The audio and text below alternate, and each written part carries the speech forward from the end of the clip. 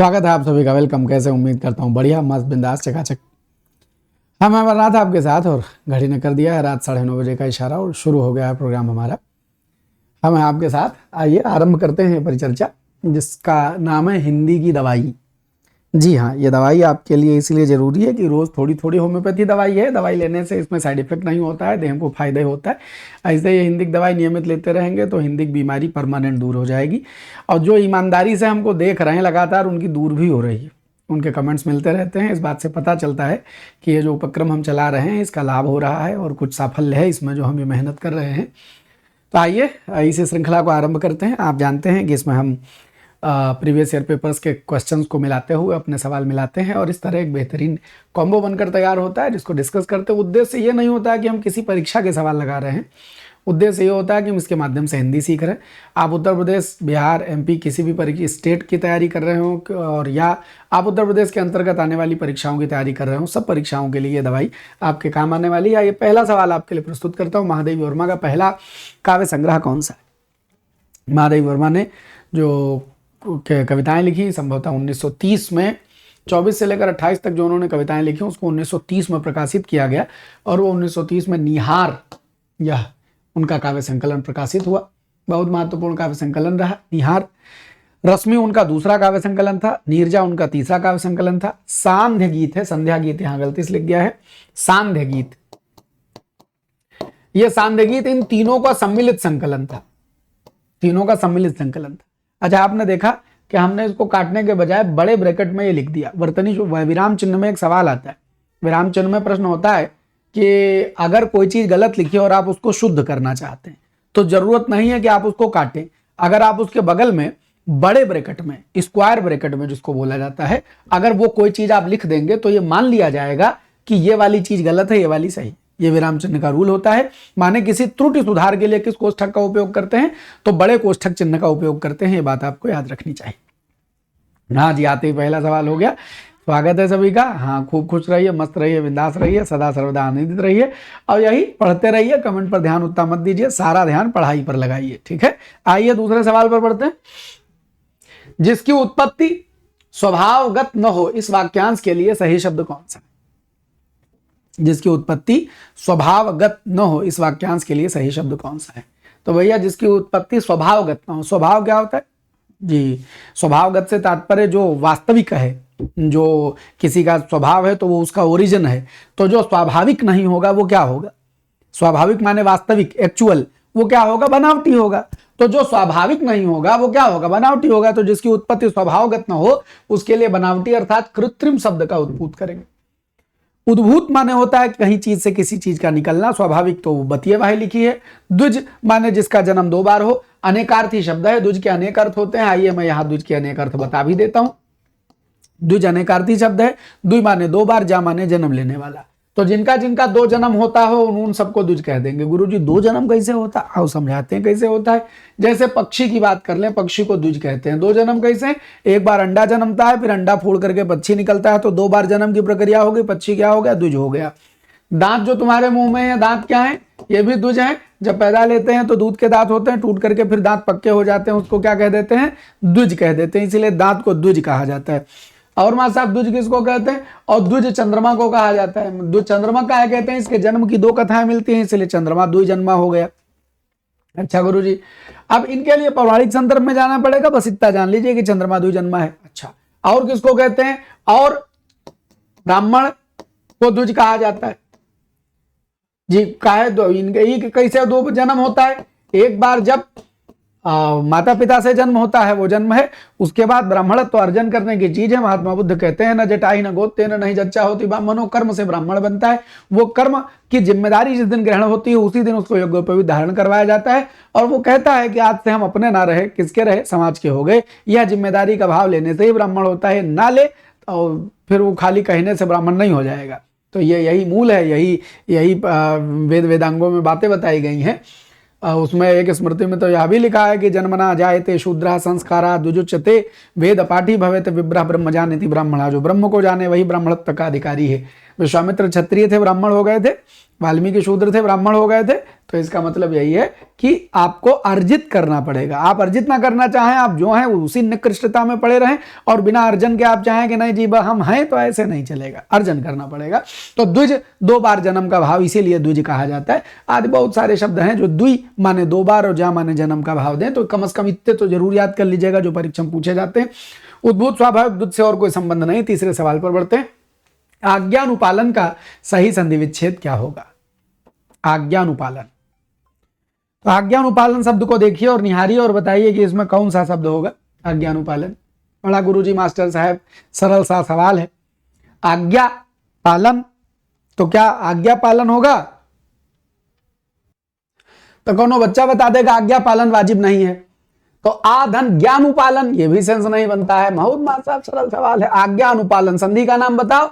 दीर्घ संधि है। अनुपालन माने पालन करना, पालन के पहले अनु उपसर्ग लगा। अनुपालन माने कोई चीज कही जाए उसके पीछे पीछे उसको पालन कर लेना। अनु लगाने से तनिक पीछे का भाव, मान लेने का भाव आ जाता है। तो आज्ञाधन अनुपालन शब्द बनेगा आज्ञानुपालन। ये बड़ा ये छोटा मिल करके ये बड़ा बन जाता है। संधि कौन सी हो गई? दीर्घ संधि हो गई। दीर्घ स्वर संधि है इसमें। तरल का विलोम शब्द क्या होगा? तरल का विलोम शब्द, तरल का विलोम ठोस होगा। ये तो समय रुकना इस पर एकदम बेकार है। और सरल, सरल का विलोम कठिन होगा। अविरल का विलोम विरल होगा। विरल माने होता है क्या कहते हैं, फैला फैला दूर दूर हो तो विरल है। और विरल का वैसे कायदे से विलोम होता है। विरल का विलोम होता है सघन। विरल का विलोम सघन होता है। का विलोम सघन, घना घना। और सघन ना लिखा हो, अविरल लिखा हो, तो वही आ लगा के अपोजिट बनाने की प्रक्रिया है, कह सकते हैं। अच्छा, तो और सरल का विलोम कठिन कह लीजिएगा। तरल ठोस, ठोस तरल। तरल माने लिक्विड, ठोस माने सॉलिड। एक्शन का हिंदी पर्याय क्या होगा? बढ़िया सवाल। कार्यनीति, कार्यकारी, कार्रवाई, कार्यवाही। पत्र लेखन आदि की कक्षाएं पढ़ाते समय इस पर बहुत बार चर्चा होती है। 2 शब्द हैं जो आपको कंफ्यूज करते हैं। देखो, कार्यनीति और कार्यकारी तो आपको नहीं कंफ्यूज कर रहा होगा। कार्रवाई कहें कि कार्यवाही कहें, तो 2 बातों का फर्क समझिएगा। कार्रवाई एक्शन है। किसी ने कोई गड़बड़ करी, पुलिस आई उसको पकड़ ले गए, उस पर पुलिस कार्रवाई हो गई, कार्रवाई हो गई। तो जब किसी पर कोई एक्शन लिया जाए, कोई अवैध घर बनाए खड़ा है, उस पर बुलडोजर चल गया, तो बुलडोजर कार्रवाई हो गई। वो कार्यवाही नहीं है। कार्यवाही प्रोसीडिंग होती है। किसी फाइल में कोई, वो किसी ऑफिस में कोई फाइल है और उस फाइल पर काम चल रहा है, इन्होंने दस्तखत किया, अब उनके पास गई, फिर उनके पास गई, तो उस काम पर कार्यवाही चल रही है। तो कार्य शब्द जिसमें जुड़ा है काम काज वाला, तो वो कार्यवाही होती है, प्रोसीडिंग। लेकिन अगर एक्शन हो जाए तो उसको कार्रवाई कहते हैं। यही कार्रवाई और कार्यवाही में अंतर है।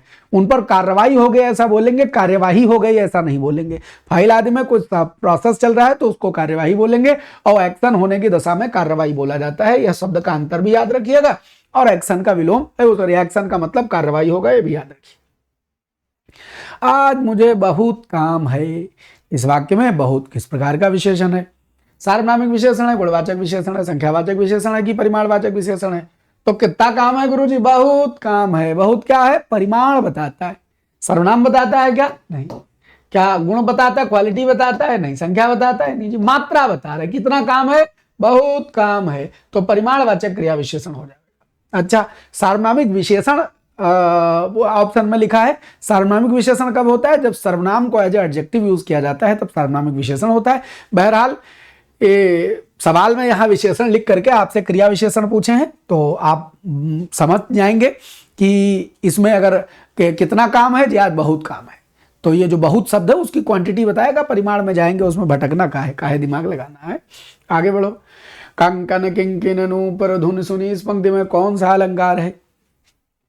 कंकन किंकिन नूपुर धुनि सुनी, तो का और 2 बार ना ये दिख रहा है, तो जी का आ गया। तो अंत्यानुप्रास तो आखिरी पंक्ति में होता है। लाटानुप्रास जब पूरी की पूरी लाइन रिपीट कर दी जाए, पूत सपूत तो का धन संचय, पूत कपूत तो का धन संचय, यही होता है ना।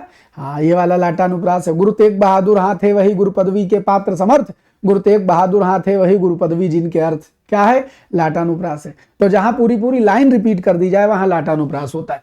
श्रुत्यानुप्रास क्या है? जहां सुनने का बोध हो, सुनने पर अनुप्रास का बोध हो, एक ही अंग से, एक ही मुख के किसी एक अंग से बोले जाने वाले वर्णों का आधिक्य हो, तुलसीदास सीदत निस दिन देखत तुम्हारी निठुराई। दंत वर्णों का आधिक्य है, ऐसे कंठ वर्णों का आधिक्य हो जाए, ऐसे तालव्य वर्णों का आधिक्य हो जाए, एक ही उच्चारण स्थान से बोले जाने वाले वर्ण अगर एक साथ बोल दिए जाएं तो उसको श्रुत्य माने सुनने से जब अनुप्रास का बोध होगा तो श्रुत्य अनुप्रास बोलेंगे। यहां क्या है, जब सर्किल सर्किल बार बार बार बार घूम करके एक शब्द कई बार आ जाए तो वृत्य अनुप्रास हो जाएगा। तरनि तनु जा तट तमाल तरु ता ता ता ता, कूलन में केल में कछारण में कुंजन में कलिन कलीन किलकंत है काका काका का, बगरियो बसंत है बा बा बा बा बा, पागर काका का पा पा पा बा बा बा, चाचा चा चंदू के चाचा ने चंदू की चाची को चांदनी रात में चांदनी की चमच चटनी चटाई सब चाचा चा आ रहा है, ये कहा है, ये सब वृत्यानुप्रास में आ जाएगा। आए आगे बढ़े, 8 नंबर सवाल देखें। किस कृति के लिए अनामिका को साहित्य अकादमी पुरस्कार प्राप्त हुआ? अनामिका ऐसे लग रहा है जैसे खुदो कोनो कहानी हुए हैं। अनामिका जी कवयित्री हैं और इन अनामिका जी को इन चारों में से एक किताब उनने लिखी जिसके लिए साहित्य अकादमी पुरस्कार मिला। तो अनामिका जी जो कि कवयित्री हैं, कवयित्री ऐसे लिखा जाता है, उनकी किताब है टोकरी में दिगंत थेरी गाथा। थेरी शब्द, थेर शब्द सुने हो? थेर शब्द बौद्ध धर्म से संबंधित है। थेर बौद्ध भिक्षुओं के लिए और थेरी बौद्ध भिक्षुणियों के लिए संभवतः प्रयोग किया जाने वाला शब्द है। और इस किताब में इन्होंने बौद्ध भिक्षुणियों के माध्यम से एक कविता इसकी हमने पढ़ी, आम्रपाली।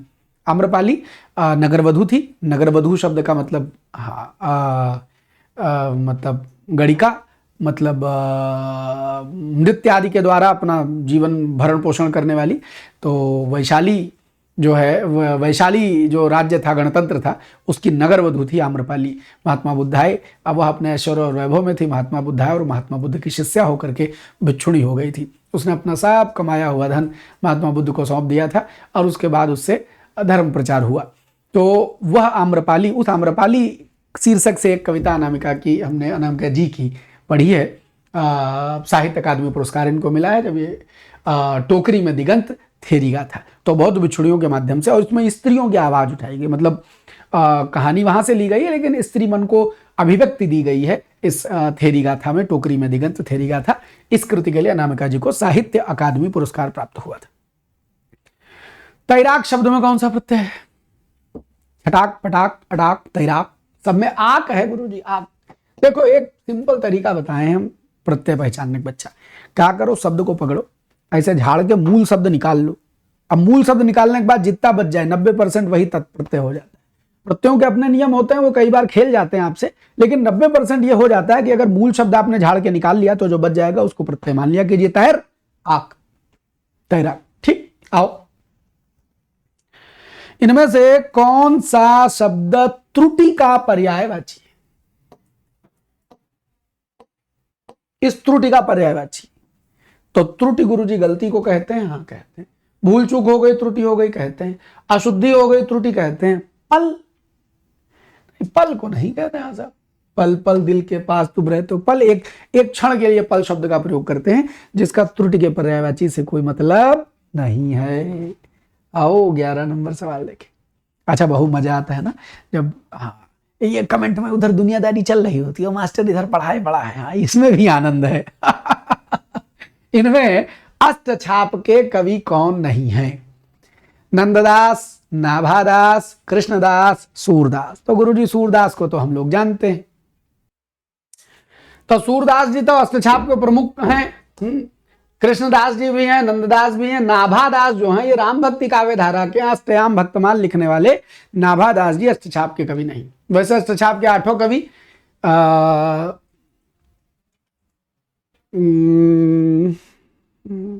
कृष्णदास, सूरदास, कृष्णदास, सूरदास, कुंभनदास,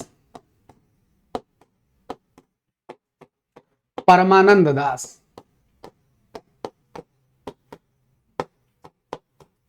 ये 4 शिष्य वल्लभाचार्य के,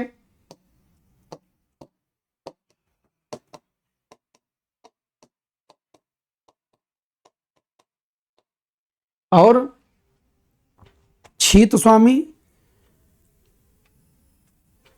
नंद स्वामी, नंददास और गोविंद स्वामी। छीत स्वामी,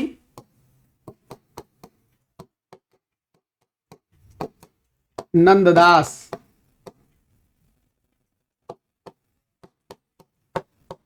गोविंद स्वामी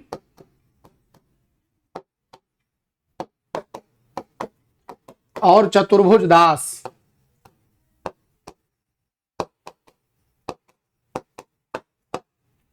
ये 4 शिष्य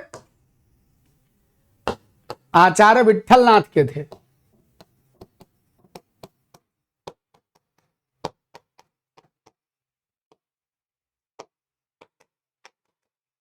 आचार्य विट्ठलनाथ वल्लभाचार्य के शिष्य हैं, तो सॉरी शिष्य है, पुत्र हैं, शिष्य भी हैं।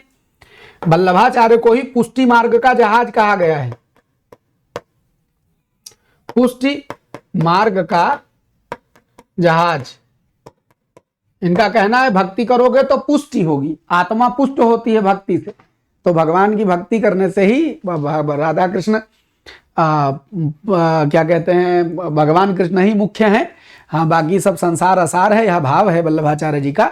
तो इन वल्लभाचार्य जी के 4 प्रमुख शिष्य कृष्णदास, सूरदास, कुंभनदास, परमानंददास हुए। और उसके बाद आचार्य विट्ठल ने अपने 4 शिष्य छीत स्वामी, नंददास और गोविंद स्वामी और चतुर्भुज दास को मिला करके एक 8 कवियों का मंडल बनाया। इन 8 कवियों का यह काम था कि वो भगवान के लिए नए नए पद रचते थे और अलग अलग मंदिरों में कीर्तन करते थे। तो यही 4 और 4 को मिलाकर के 8 का मिक्सचर अष्टछाप कहलाता है, अष्टछाप कहलाता है। अच्छा, उसमें ये जो चतुर्भुज दास हैं ये कुंभन दास जी के बेटे हैं, ये भी याद कर लेना, ये भी सवाल आ चुका है कि चतुर्भुज दास जो है वो कुंभन दास के पुत्र हैं और आचार्य विट्ठलनाथ वल्लभाचार्य के पुत्र हैं।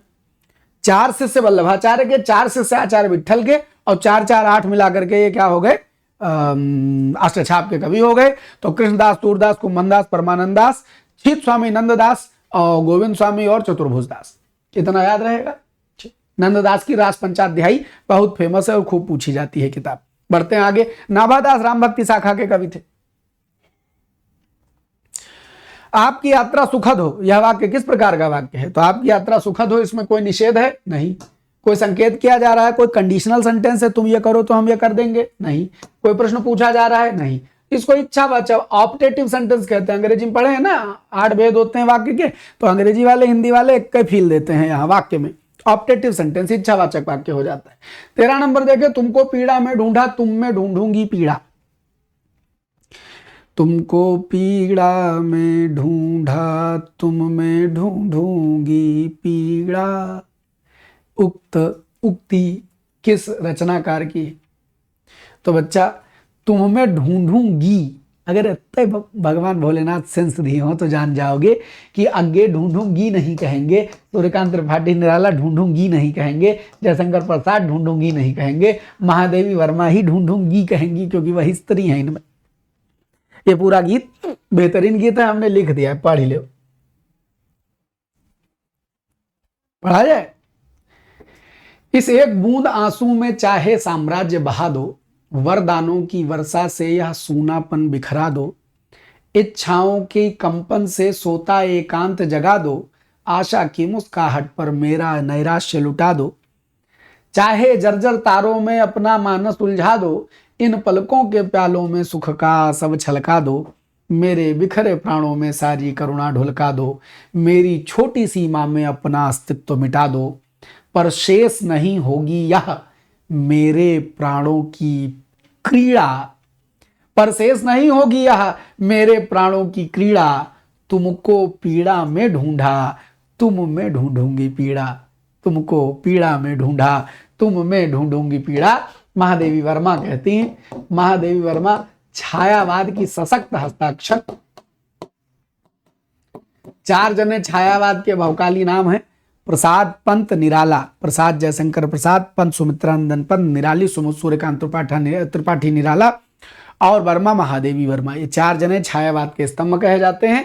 आगे बढ़ते हैं। इनमें से ईमानदार शब्द कौन बिरादर का आप मानते हैं? ईमानदार को आप तद्भव कहना चाहते हैं, ईमानदार को आप तत्सम कहना चाहते हैं, विदेशी कहना चाहते हैं, देशज कहना चाहते हैं। आपकी इच्छा, जो कह दें वही मान लिया जाए। वास्तव हमारे कहने से थोड़े होगा, जौन बिरादर होगा वही होगा। विदेशज शब्द है ईमानदार। ईमानदार तद्भव वो शब्द हैं जो हिंदी से बिगड़ करके, संस्कृत से बिगड़ करके हिंदी में आए। तो तत्सम संस्कृत है, तद्भव संस्कृत का बिगड़ा हुआ रूप है। देशज जो हिंदी के तो हैं लेकिन उनका मूल संस्कृत में नहीं है, हिंदी के लेकिन उनका मूल संस्कृत में नहीं। जैसे जूता हिंदी में है लेकिन इसका मूल संस्कृत में नहीं। और क्या कहते हैं, बहुत सारे डिबिया मूल संस्कृत में नहीं है। लकड़ी नहीं, लकड़ी तो लगुड है, लकड़ी तो लगुड है। पगड़ी हिंदी का है लेकिन मूल संस्कृत में नहीं है।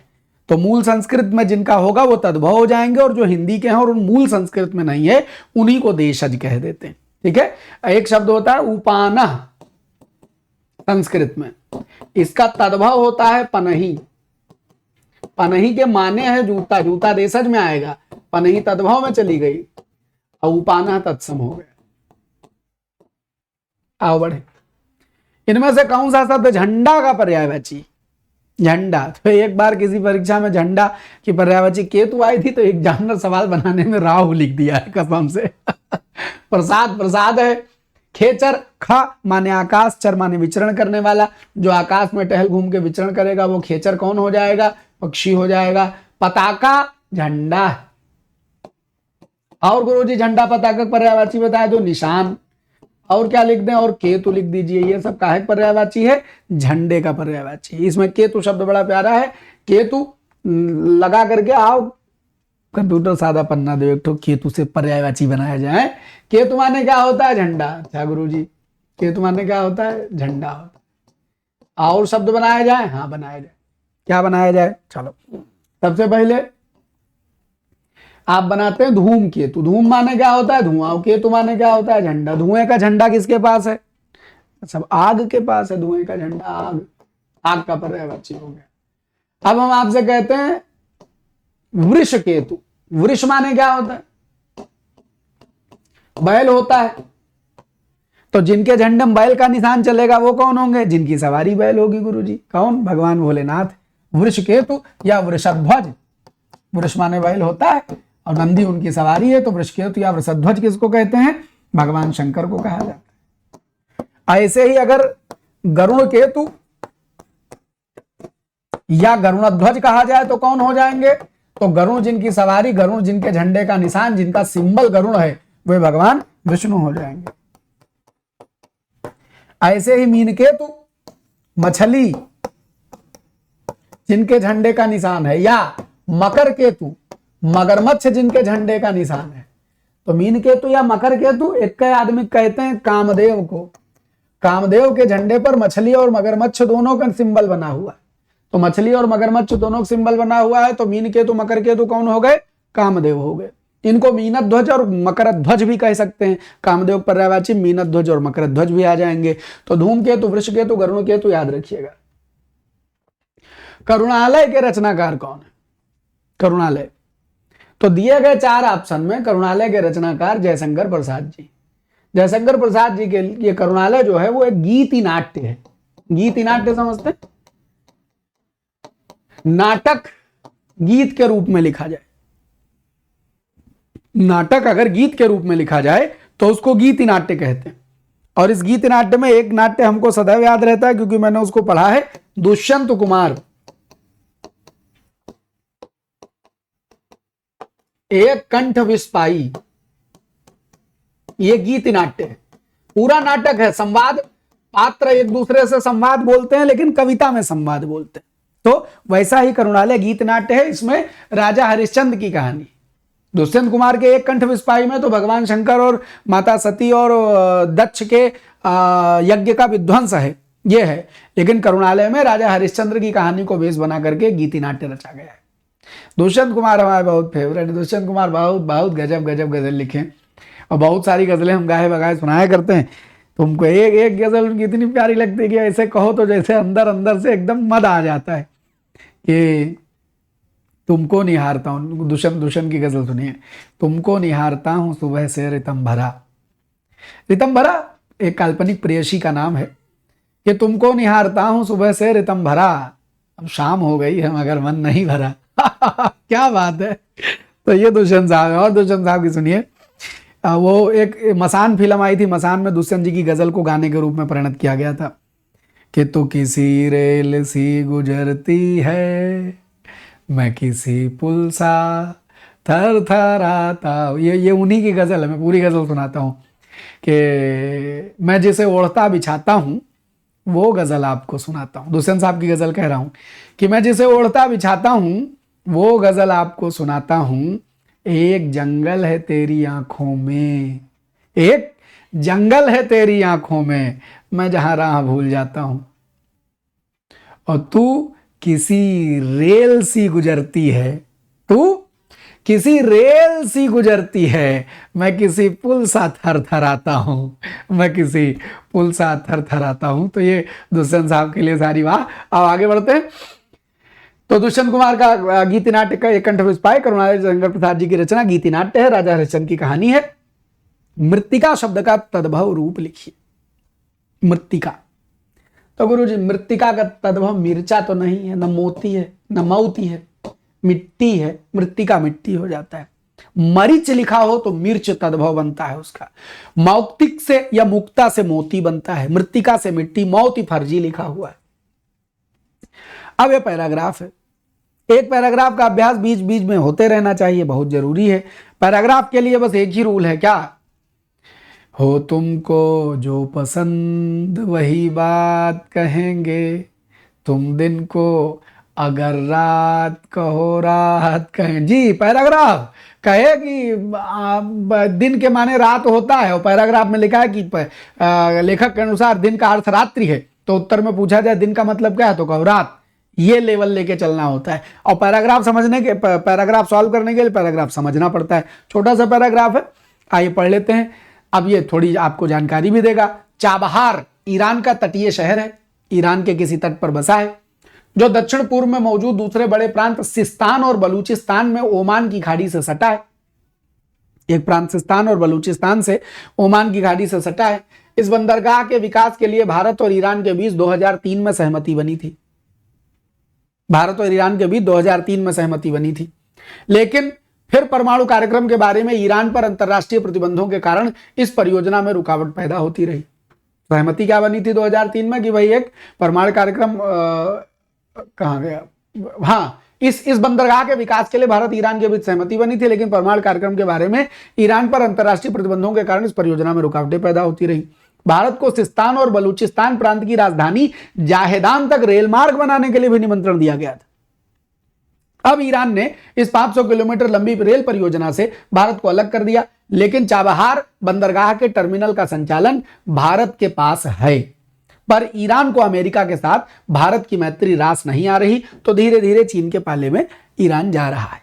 ठीक, चाबहार बंदरगाह के विकास के लिए भारत और ईरान के बीच सहमति कब बनी थी? डेट डायरेक्ट लिखी हुई है 2003। आपको डायरेक्ट 2003 लिख देना है, ना 2001, ना 2020, ना 2013।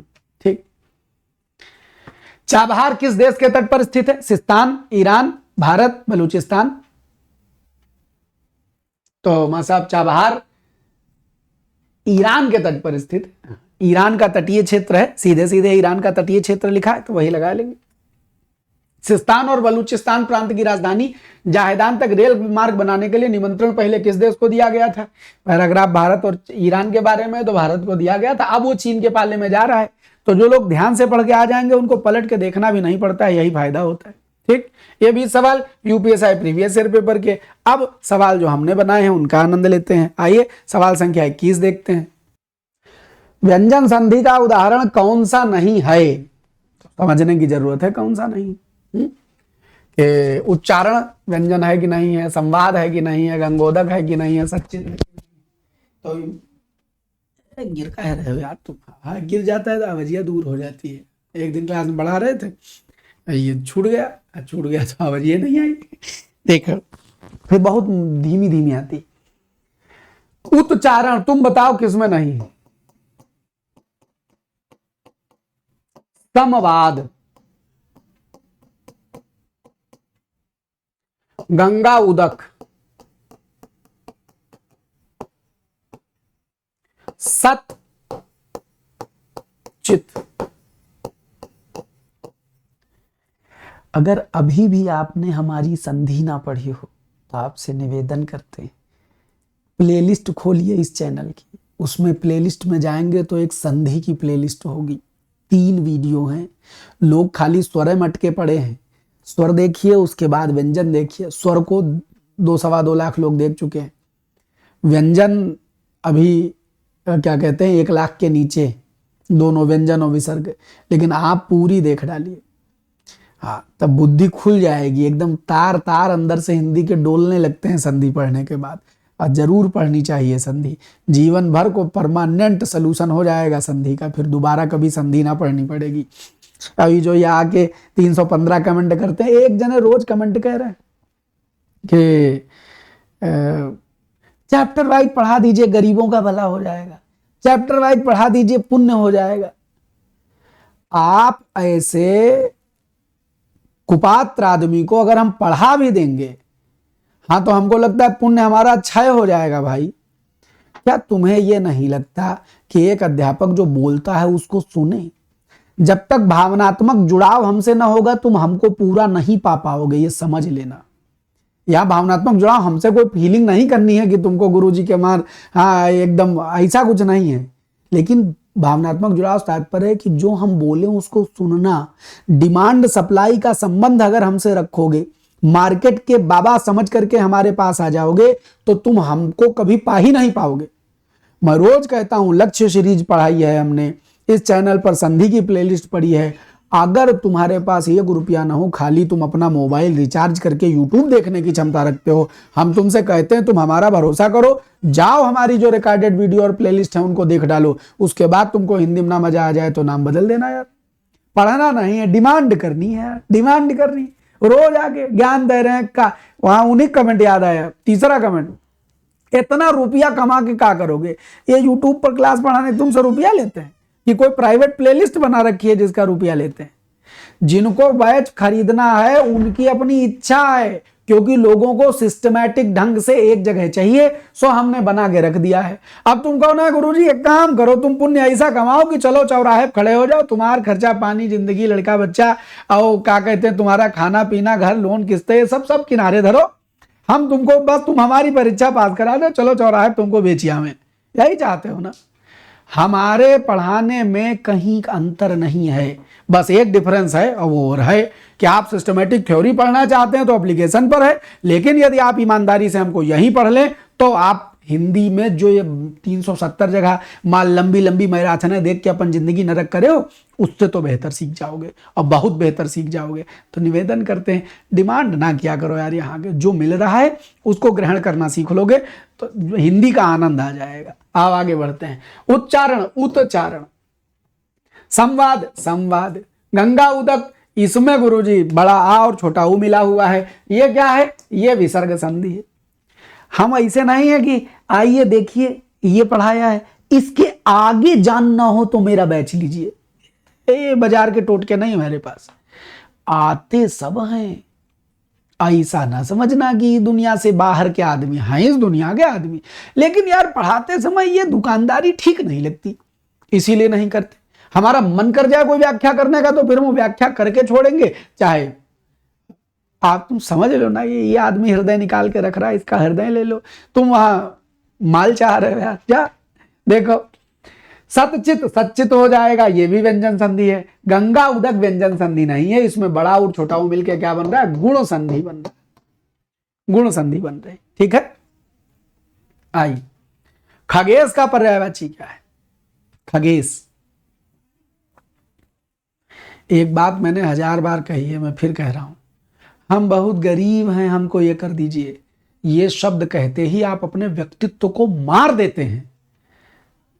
आप एक रात खाना ना खाइए, लेकिन दुनिया को बताइए नहीं यार। मतलब ये इस संसार में कैसी परंपरा चल गई, ये मैं मतलब पिछले कुछ वर्षों में ये कंप्यूटर, लैपटॉप, वो क्या कहते हैं, यूट्यूब पर मैं ये वीडियोस देखता हूं, लोग आके प्रदर्शन करते हैं कि वो कितने निकृष्ट हैं। आप ये संसार में कोई करता है कि हम ये हैं तुम जानो, उसका फेवर लेते हैं।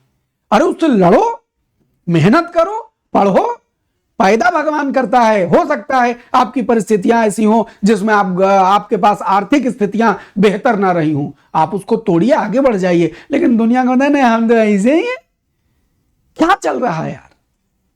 और लोग भी आपको दान करना चाहते हैं, आप दान लेना चाहते हैं।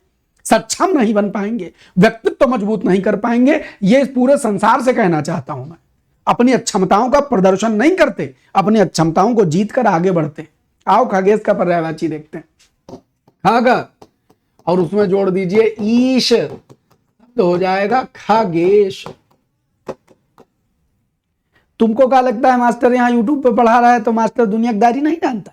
गांव का आदमी है, हमको सब, हाँ, जितना दुनिया हेली जाती है वो हम हेले हैं, हाँ, मालूम सब है। कोई चांदी की चम्मच लेकर इस संसार में नहीं पैदा होता, तो लेकिन आपको जूझना पड़ता है, लड़ना पड़ता है, और कम से कम अपनी भीतर की कमियों का प्रदर्शन करके अपने व्यक्तित्व को वैसा ही तो ना बना ले, वैसा ही तो ना बना ले। व्यक्तित्व के तौर पर हमारे भीतर कमी आ जाती है जब आप अपने आप को दुनिया के सामने निकृष्ट है दीन प्रदर्शित करते हैं। आप मान ले आप दीनहीन है, आप जीवन भर दीनहीन बने रहेंगे। मत मानिए दीनहीन है। भगवान ने आपको विशिष्ट पैदा किया, इस संसार से लड़के इस संसार में अपना नाम दिखाने के लिए पैदा किया है। दीनहीनता दिखाते में क्या मजा आता है? मत दिखाया करिए अपने आप को दीन, मत प्रदर्शित किया कीजिए दुनिया में। यूट्यूब पर लंबे लंबे कमेंट इधर उधर, इनकी क्लास में उनकी क्लास में, हमारी नहीं सबकी क्लास में देखता हूं, हम बहुत गरीब। ये कहने की चीज है। तुम और दीन हो जाओगे अगर ये दीनता तुमने स्वीकार कर ली तो। मत बनो दीन, इस संसार से लड़ो, आगे बढ़ो, चूझो, दूसरों की कृपा पर रहना छोड़ दो, अपनी क्षमता से आगे बढ़ो। खगेश, और इसीलिए यूट्यूब पर पढ़ाते हैं, प्रेम से पढ़ाते हैं। ऐसे पढ़िए, हृदय निकाल के धरते ही हमारा हृदय संभालिए अपने हाथ में। हिंदी ना आ जाए तो कहिएगा। खगेश का पर्यायवाची क्या है? खग माने पक्षी और ईश माने प्रमुख या राजा। तो राजाओं का, वो पक्षियों का राजा कौन है? गरुण को कहा जाता है।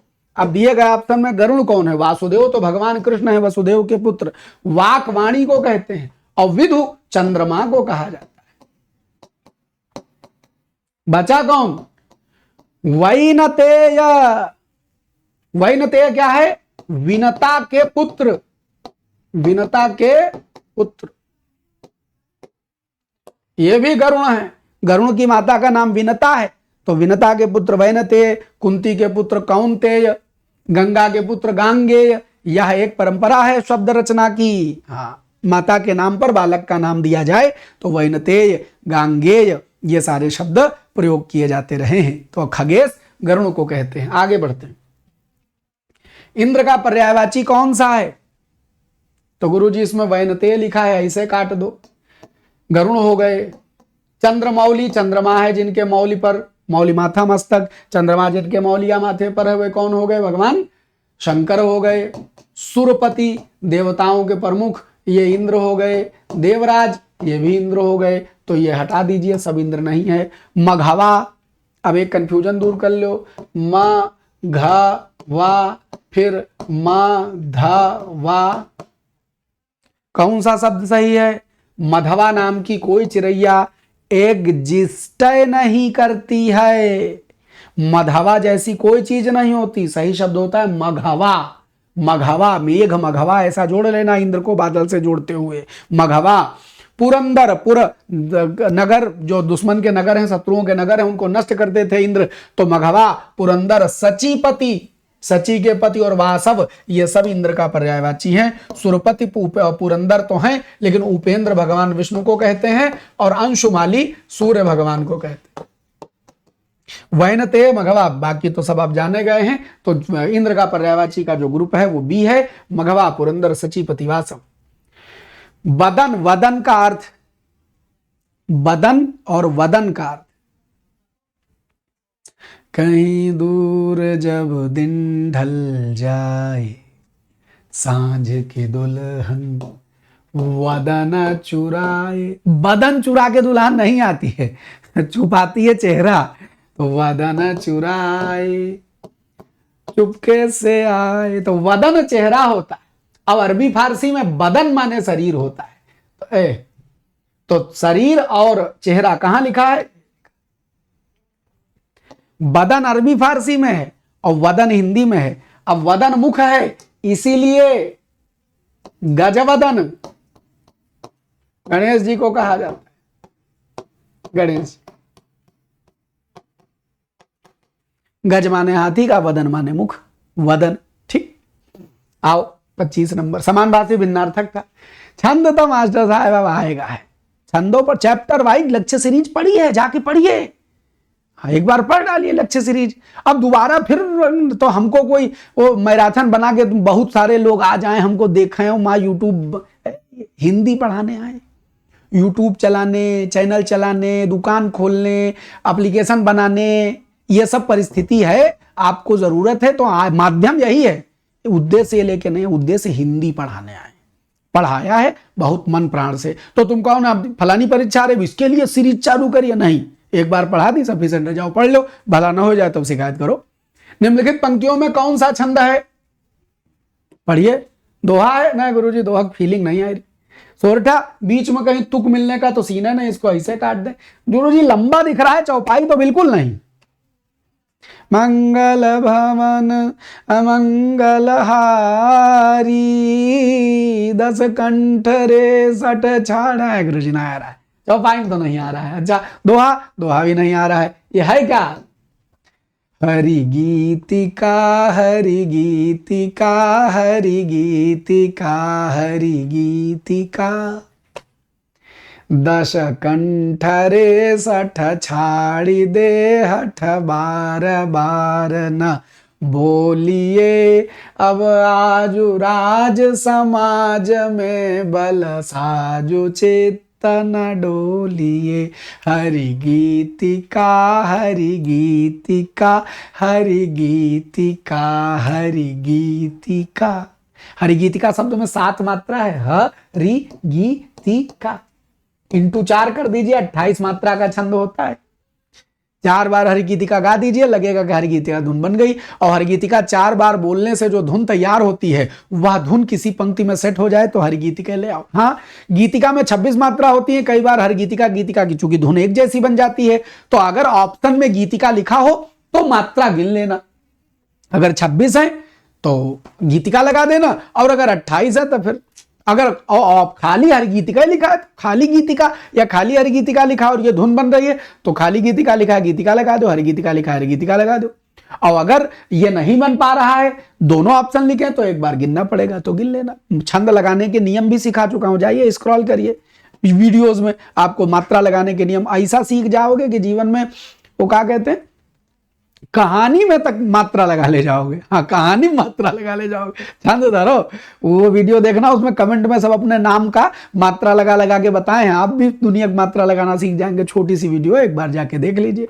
अब गुरु जी दोबारा पढ़ा दे, मारेंगे दोबारा पढ़ा दे। जब सेव हो जाता है यूट्यूब में तो हमारा प्राण खर्च करवाना जरूरी है क्या, नया नया सीखो, जो पुराना रिकॉर्ड हो गया उसको पढ़ो।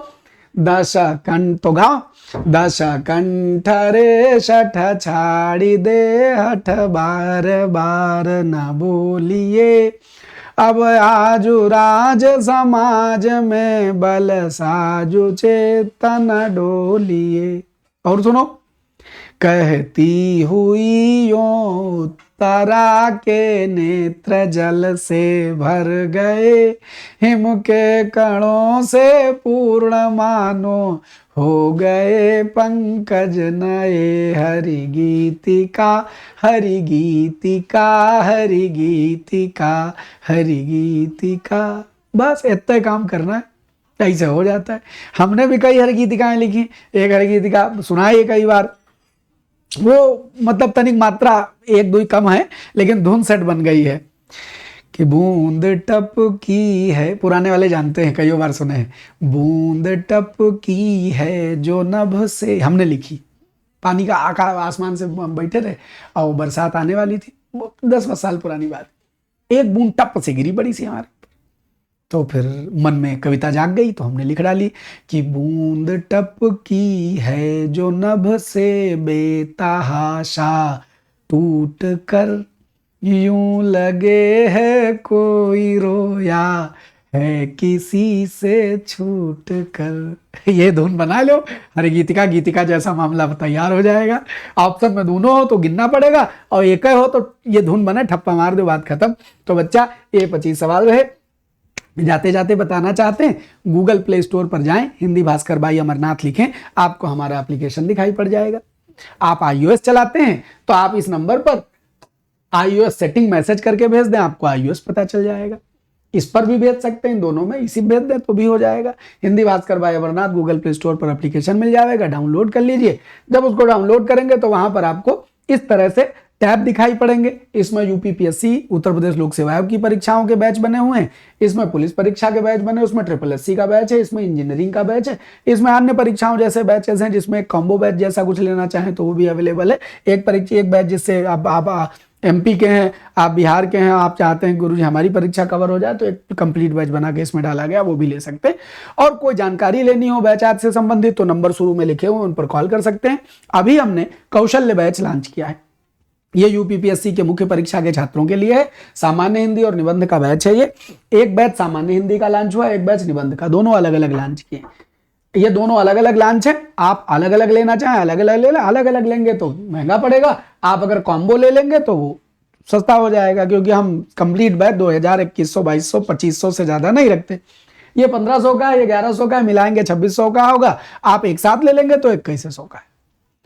ये अलग बात है कि मुख्य परीक्षा के जो बैचेस होते हैं वो लोग बाग तो बड़ी बड़े संस्थान बड़ा लेते हैं, इतने पढ़ के आप सफल हो जाएंगे इसमें कोई डाउट नहीं है, तो आप ले लीजिए। परीक्षा इस बैच की वैलिडिटी परीक्षा के खत्म होने के 3 महीने एक्स्ट्रा दी जाएगी। जब परीक्षा हो जाएगी उसके 3 महीने एक्स्ट्रा तक वैलिडिटी रहेगी। ठीक है, तो चलिए, तो परीक्षा अगर अटक जाए, हमने कोई बैच चलाया और उसकी परीक्षा ना हो रही, वो साल भर ना हो, तब तक आपका बैच वैलिड रहेगा। वो 2 साल ना हो, 2 साल तक बैच वैलिड रहेगा, ये हम गारंटी देते हैं।